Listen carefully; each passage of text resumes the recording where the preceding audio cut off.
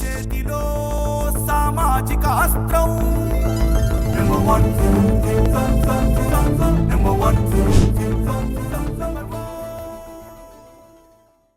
కింద కనిపిస్తున్నటువంటి numbers call చేసి మీ అభిప్రాయాలు తెలియజేస్తూ మరో కాల్ తీసుకుందాం. భాస్కర్ రావు గారు పెనుగొండ నుంచి సత్యసాయి సార్, నమస్తే, చెప్పండి. నమస్తే సార్. నమస్తే సార్. చెప్పండి. ఏం లేదు సార్, మేము జూన్ 25 రిటైర్డ్ అయినాం సార్.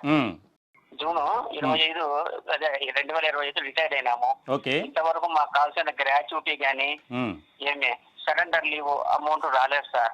మాకు పెన్షన్ ఏం రాదు సార్.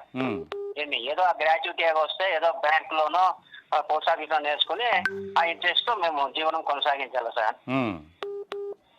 సుమారు ఎంత రావాలి సార్ మీకు? ఇబ్బంది పడుతున్నాం సార్. సుమారు మొత్తం అన్ని కలిపి బెనిఫిట్స్ రూపంలో మీకు ఎంత రావాలి ప్రభుత్వం నుంచి? మాకు దగ్గర 30 లక్షలు రావాలి సార్. 29 లక్షల చిల్లర సార్. ఏమన్నారండి అధికారుల దగ్గరికి వెళ్తుంటే?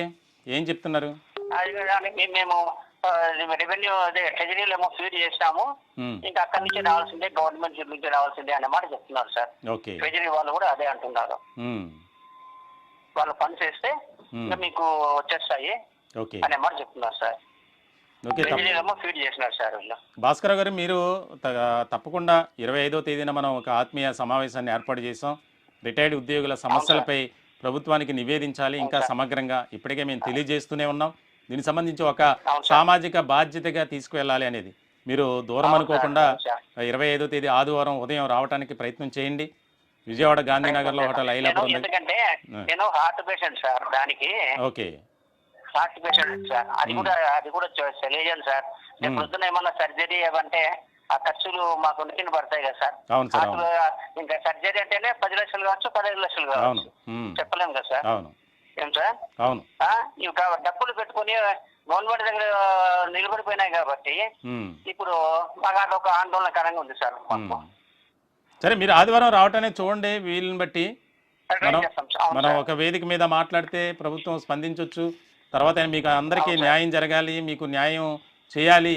ఎందుకనంటే ఎంతోమంది ఎన్నో రకాల సమస్యలతో రిటైర్డ్ అయిన తర్వాత మానసికంగాను శారీరకంగాను అనేక రకాల ఇబ్బందులకు గురవుతుంటారు. కాబట్టి మిమ్మల్ని మానవతా దృక్పథంతో ఆలోచించాలి. మీరు రావటానికి చూడండి భాస్కర్ గారు. మా ఫ్రెండ్స్ ఏమో వస్తారు సార్. మా ఫ్రెండ్స్ ఒక 5-6 మంది వస్తారు. ఏం సార్? ఓకే సార్, దీన్ని కూడా తెలియజేయాలి సార్ పై వాళ్ళకు. తప్పకుండా భాస్కర్ గారు, మీ ఆవేదన అర్థం చేసుకున్నాం. ఖచ్చితంగా మీలాంటి వారిని చూసైనా మానవతా దృక్పథంతో మీరేమి గొంతెమ్మ కోరికలు కోరడం లేదు. మీకు రావాల్సినటువంటి న్యాయబద్ధంగా మీకు రావాల్సినటువంటివే మీరు అడుగుతున్నారు. దాంట్లో చెల్లించడం వారి ధర్మం, వారి బాధ్యత.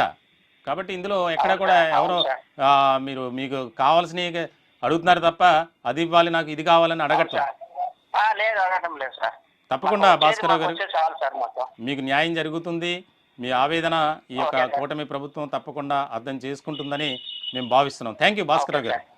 రాష్ట్ర ప్రభుత్వం ఎంతోమంది ఆవేదన వ్యక్తం చేస్తున్నటువంటి పరిస్థితి. మనం ఖచ్చితంగా దీనికి సంబంధించి ఒక ఆలోచన చేయాలి, ఒక విధానంతో వెళ్ళాలి. అందుకే మేము ఈ యొక్క సమావేశాన్ని ఏర్పాటు చేయటం ముఖ్య ఉద్దేశం. ఏదైతే ఎంతోమంది